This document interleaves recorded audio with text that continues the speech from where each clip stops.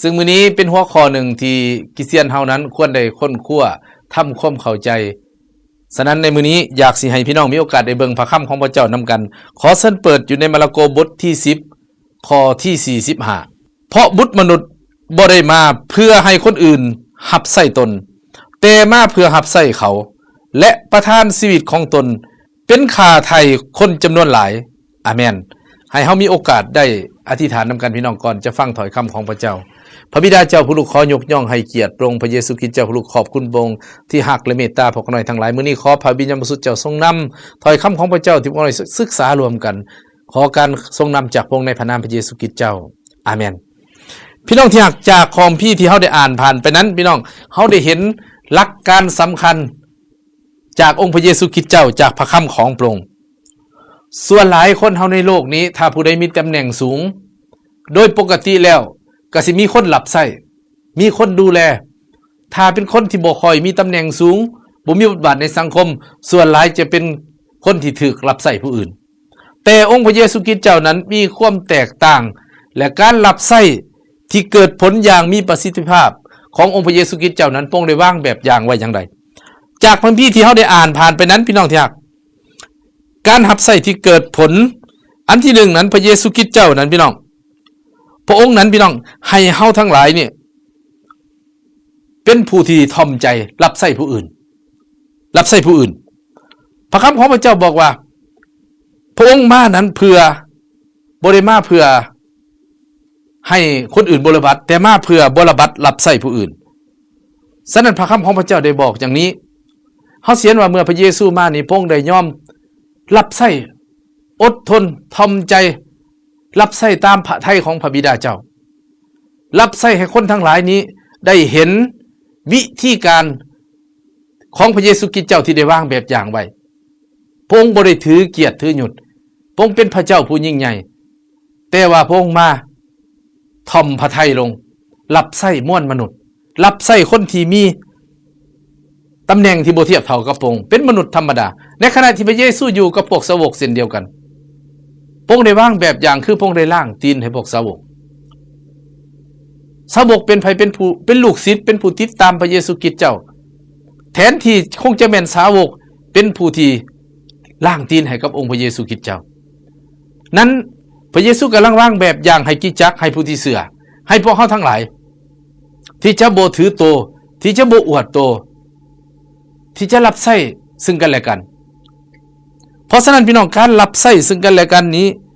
จำเป็นจะต้องผู้ใหญ่บางครั้งอาจจะถ่อมตัวลงมารับใช้เด็กน้อย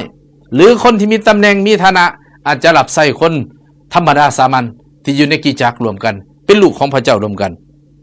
เพราะว่าพระเยซูคริสต์เจ้าได้เฮ็ดอย่างนั้นเพราะฉะนั้นการรับใช้ที่เกิดผลนั้นเราต้องเฮียนแบบพระเยซูเป็นการรับใช้ที่ถ่อมใจยอมรับใช้ซึ่งกันและกันยอมเสียสละเพื่อกันและกันพระคำของพระเจ้าบอกว่าแนวนั้นพี่น้องให้เฮานี้รับใช้ซึ่งกันและกันหมายว่าการรับใช้ซึ่งกันและกันนี้บ่เพียงแต่การประกาศข่าวประเสริฐหรือสั่งสอนเท่านั้นแต่เป็นการเยี่ยมยามหนุนใจซึ่งกันและกันเป็นการช่วยเหลือซึ่งกันและกันช่วยเหลือซึ่งกันและกันบางทีคนเฮาบางสิไปช่วยผู้อื่นบางเท่าก็คิดว่าเฮามีบ่หลายถ้าช่วยไปแล้วเฮาอยากอัดสิเบิดแต่ว่าในพระคัมภีร์ในกิจจักรยุคแรกนี่เฮาเห็นว่าเขารับใช้ซึ่งกันและกันในพระคัมภีร์กิจการว่าเขาได้เอาทุกอย่างนี่มาเป็นของส่วนรวมแบ่งปันให้คนที่หยังพี่น้องขัดสนอยู่ในกิจการบทที่2คันเฮาเบิ่งนับแต่ข้อที่42เป็นต้นไปให้คนที่ขัดสนคนที่บ่มีก็บ่ได้ขาดเขินการรับใช้นั้นมันเรียกห้องถึงการเสียสละเรียกห้องถึงความที่มีใจกว้างเรียกห้องทั้งการยอมจำนนต่อพระเจ้าให้เกียรติซึ่งกันและกันเพราะฉะนั้นพี่น้องอยู่ในพระคำของพระเจ้านี่เฮาสิเห็นอย่างชัดเจนเนาะอยู่ในมัทธิวบทที่20ข้อที่26ถึงข้อที่28เฮาก็เขียนด้วยเช่นเดียวกันและอยู่ในพระคำกาลาเตียบทที่6ข้อที่10ก็ได้กล่าวไว้เช่นเดียวกันพระพี่ว่าตามที่มีโอกาสให้เฮ็ดดีกับคนทั้งปวงเป็นต้นแม่นครอบครัวที่ร่วมอยู่ในความเสื่อเป็นต้นแม่นครอบครัวที่ร่วมอยู่ในความเสื่อ เพราะการรับใช้ซึ่งกันและกันจึงเป็นพื้นฐานสำคัญในชีวิตคริสเตียนในสังคมคริสเตียนในกิจจักรพระเจ้าบ่อยากให้เฮานั้นพี่น้องเอาเปรียบซึ่งกันและกันหรือถือหยุดถือเกียรติใส่กันพระเยซูคริสต์เจ้าได้วางแบบอย่างเพราะฉะนั้นพี่น้องเฮาสิเห็นว่าครอบครัวในความเสื่อหมายว่าพี่น้องที่เสื่อก่อนถ้าเขามีความยากลำบากเฮาก็ต้องได้เขาไปช่วยเหลือถ้าเขามีปัญหาเฮาก็มีส่วนในปัญหาของเขาอธิษฐานเพื่อเยียบย่ำหนุนใจให้เขาเติบใหญ่ขึ้นในทางของพระเจ้าแต่หลายครั้งพี่น้องการรับใช้พระเจ้าของเฮาลังเถื่อเฮาอาจสิมีมุมมองความคิดที่แตกต่างกับน้ำพระทัยของพระองค์เฮาอาจจะมีเหตุผลที่แตกต่างกับพระคำของพระเจ้าหมายความว่าแนวใดพี่น้องหมายความว่าลังเถื่อเฮาเฮียนแบบโลกนี่หลายเหมือนข้าพเจ้าได้เว้าแต่ต้นเฮาเฮียนแบบไหนเฮาเฮียนแบบว่าเมื่อเฮามีตำแหน่งใหญ่เฮาเป็นอาจารย์เป็นศาสนาจารย์เป็นศิษย์อธิบาลคนอื่นต้องยินน้ำให้เฮากินเสมอคนอื่นต้องอย่างพี่น้องสนับสนุนคนอื่นต้องดูแลเฮาเป็นอย่างดีแต่บางครั้งพี่น้องเฮาควรที่จะเฮียนหู้ที่จะรับใช้ผู้อื่นเหมือนกับพระคำในตอนนี้เป็นอย่างพระเยซูบอกว่าบุตรมนุษย์มาเป็นอย่างพี่น้องบุตรมนุษย์บ่ได้มาเพื่อให้คนอื่นรับใช้ตนแต่มาเพื่อรับใช้พวกเขาและประทานชีวิตของตนให้เป็นเครื่องบูชาไถ่คนจำนวนหลายฉะนั้นพี่น้องอีกบ่พอเท่าใดก็สิฮอดวันอีสเตอร์เนาะพี่น้องเฮาสิเห็นว่าในพระคัมภีร์มัทธิวบทที่27ข้อ27เป็นต้นไปพระเยซูนี่พี่น้องถูกเยาะเย้ยถูกนินทาถูกคนธรรมดาสามัญพี่น้องบ่ให้เกียรติพระองค์ทมน้ำลายใส่แต่เป็นหยังพระเยซูคริสต์เจ้าจึงถึงกับยอมอดทนถ่อมพระทัยลงอยู่ในฟิลิปปอยก็ได้กล่าวนะพี่น้องบทที่2ว่าพระองค์นั้นถ่อมพระทัยจนถึงที่สุดเพราะหยังพี่น้องเพื่อพระเกียรติเป็นของพระบิดาเจ้าเพื่อคนทั้งหลายจะได้เฮียนหู้จากพระองค์มัทธิวบทที่11ข้อที่28ก็บอกบรรดาผู้ติดการนักหน่วงและแบกภาระหนักจงมาหาเฮาสิให้พวกเจ้าได้รับความเสมอมาหาพระเยซูพระองค์พร้อมที่จะช่วยเหลือพระองค์พร้อมที่จะแก้ไขพระองค์พร้อมที่จะเห็นอกเห็นใจพวกเขาทั้งหลายพระองค์เป็นผู้มีอำนาจยิ่งใหญ่เป็นพระเจ้าพี่น้องแต่พระองค์นั้นช่วยเขาทั้งหลายพระเยซูคริสต์เจ้าให้เฮ็ดหยังอีกพี่น้องรับใช้แม้กระทั่งหยังพี่น้องคนที่ด้อยโอกาสยากอบบทที่1ข้อที่27กล่าวบอกว่าธรรมะที่บริสุทธิ์นั้นคือช่วยเหลือเด็กกำพร้าและหญิงใหม่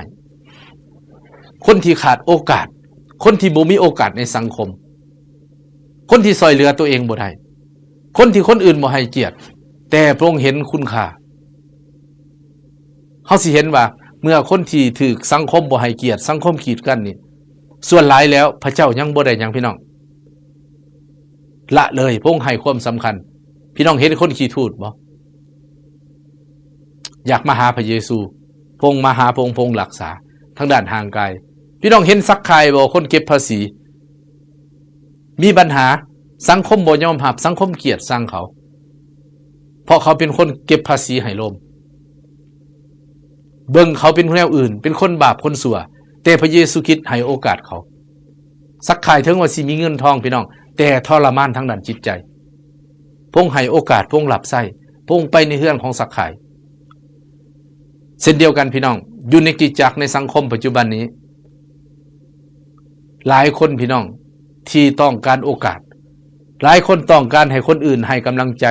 หนุนใจรับใช้แต่ถูกละเลยขอพระเจ้าช่วยข้าหน่อยและท่านทั้งหลายที่เฮาจะบ่ละเลยคนเหล่านั้นพระคัมภีร์บอกว่าสำหรับคนที่บ่มีเกียรติ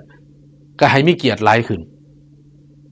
ฉะนั้นสิเฮ็ดสิ่งเหล่านี้ได้พี่น้องเฮาจะต้องมีหัวใจแบบพระเยซูหัวใจแห่งการรับใช้หัวใจแห่งการยอมเพื่อคนอื่นจะมาถึงการถิ่มใจเก่าใจใหม่หัวใจแห่งการเสียสละเพื่อคนอื่นจะได้รับประโยชน์หัวใจแห่งการให้โอกาสเพื่อคนอื่นจะมีโอกาสได้เข้าหาองค์พระเยซูคริสต์เจ้าพี่น้องที่รักการรับใช้ที่เกิดผลนั้นจึงเป็นเรื่องสำคัญสำหรับคริสเตียนฉะนั้นขอให้ชีวิตของข้าน้อยและท่านทั้งหลายที่จะเฮียนหู้จากองค์พระเยซูคริสต์เจ้าพี่น้อง1คือหยังพี่น้องรับใช้พระเจ้ารับใช้พระเจ้าคือรับใช้เกี่ยวกับพันธกิจของพระองค์2คือรับใช้คนอื่นคือคนที่อยู่รวมในสังคมเดียวกัน ในกิจจักรในสังคมในครอบครัวในบ่อนเฮาเฮ็ดเวียกเฮายอมที่จะรับใช้คนอื่นเพื่อให้เขาเห็นพระเยซูคริสต์เจ้าเพื่อเฮาสิเฮ็ดถูกตามแบบอย่างที่พระเยซูคริสต์เจ้าวางไว้แล้วบ่หรือยังถ้ายังมื้อนี้ขอพระเจ้าได้ช่วยข้าน้อยและท่านทั้งหลายจะเริ่มต้นด้วยกันเฮาสิอธิษฐานนำกันพี่น้องพระเจ้าบิดาผู้รู้โมทนาขอบคุณพระองค์สำหรับถ้อยคำของพระองค์ที่มาถึงสิของข้าน้อยและพี่น้องทั้งหลายถ้าผ่านมาพระองค์รู้หักละเลยในการที่จะรับใช้พระเจ้าและรับใช้ซึ่งกันและกันขอพระเจ้าได้อภัยและเริ่มต้นใหม่ให้พวกเรามีโอกาสที่จะรับใช้พระเจ้าในพันธกิจของพระองค์ให้เกิดผลและรับใช้ซึ่งกันและกันตามที่พระเยซูคริสต์เจ้าได้วางแบบอย่างไว้ในพระนามพระเยซูคริสต์เจ้าอาเมนอาเมนอาเมนพระเจ้าอวยพรพี่น้องทุกท่านพระเจ้าอวยพร